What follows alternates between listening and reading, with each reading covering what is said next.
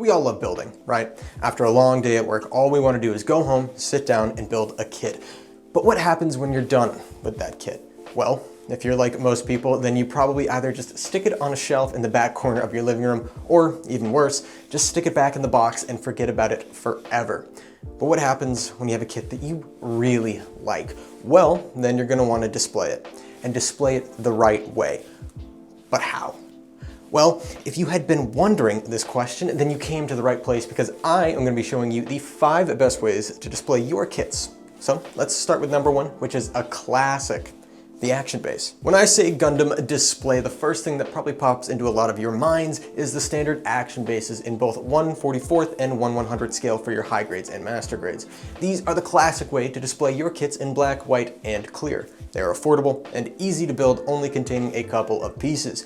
It doesn't just stop at those 3 colors though, as there is a wide array of action-based colors. You could get a clear blue to display your aquatic suits, or even a sparkle red or sparkle green because it matches the Trans Am mode on your 00 suits. But the options don't just stop at the color. Take for instance the customized scene bases. These are a really cool way to display your kit in a creative and fun way. You could display 2 suits fighting in the snow-covered hills to emerging from underneath the water, from walking through a 1/144th scale city to being stored in a truss base. And just like the normal action bases, these are all able to connect to one another, meaning you could build your own city or hangar depending on how many you decide to get. There have even been some recent releases coinciding with Witch from Mercury that really steps up the base game. The Ariel has a special base where you could display the gun bits flying around the suit with effect parts to show the same attacking power that the Ariel has in the Witch from Mercury show. They also released some sticker sets for the Action Base 6 so you can display the pilot of your mobile suit.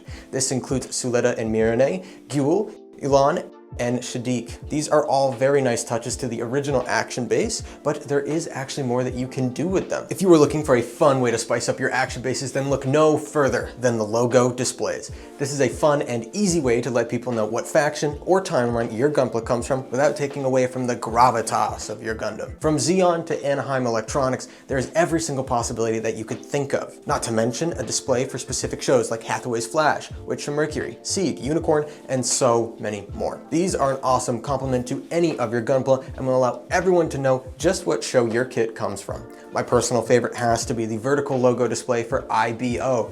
It just looks so clean and reminds me of those hanging neon signs that they have. Bandai also have some cool sticker displays, especially for the PG Unicorn, with this display that comes with a metallic sticker. Logo displays aren't the only way to spice up your action base, as effect parts are an awesome way to give your kit movement and or action. The green and blue slash effects are an awesome add-on to any beam saber, and the burst effect is awesome to show some damage to a grunt suit.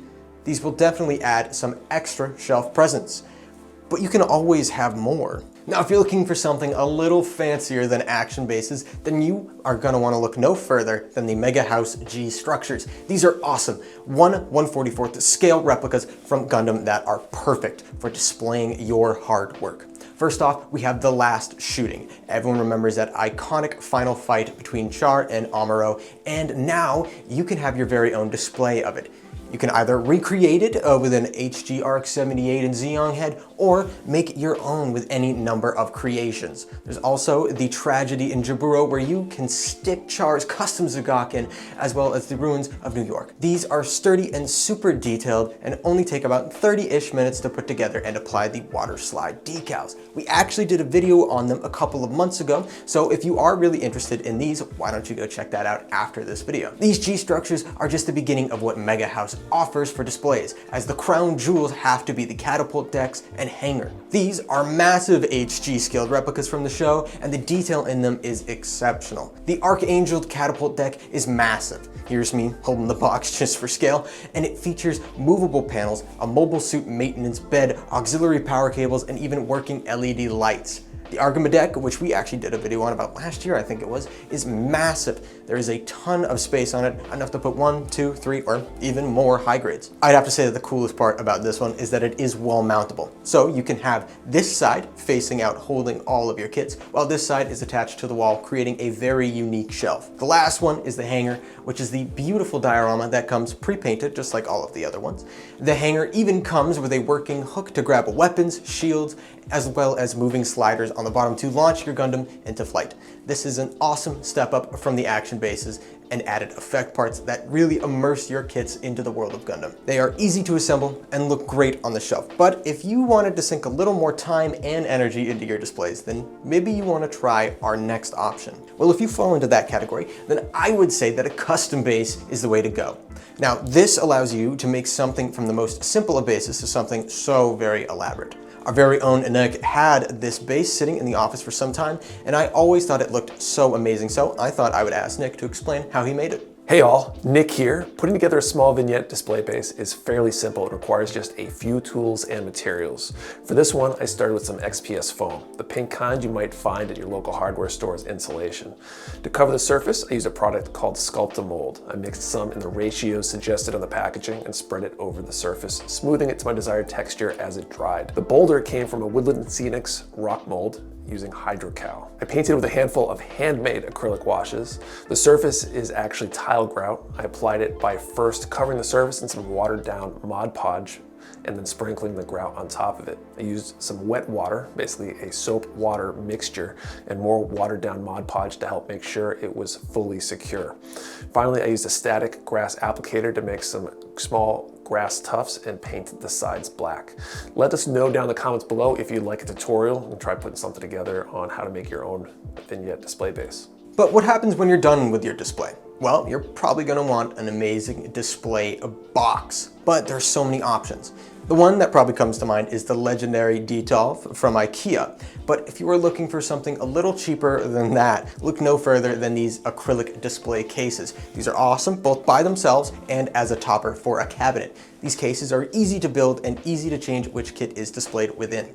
All you have to do is lift off the top and change out the kit. These are also shipped with extra precaution as to not get damaged or scratched during shipping. Each acrylic slab has a protective sheet on both sides that ensure your case gets to you in pristine condition. The MG size one fits most master grades as well as high grades on an action base. Just make sure that the winged kits will fit inside. But if you need a bigger case, there is a PG size one that allows you to fit even the biggest of kits, including the mega size, which just fits perfectly. Personally, I have my MG Nemo sitting in it, which I still need to get around to painting, and I love it. It catches everyone's eye as soon as they walk in and is always a conversation starter. It's also a nice way to ensure that your Gunpla doesn't just sit on the shelf and acquire dust. So those are my 5 tips on displaying your Gunpla. Let me know what your favorite was down in the comments as well as what I missed. I want to thank you for watching, and I will see you in the next video.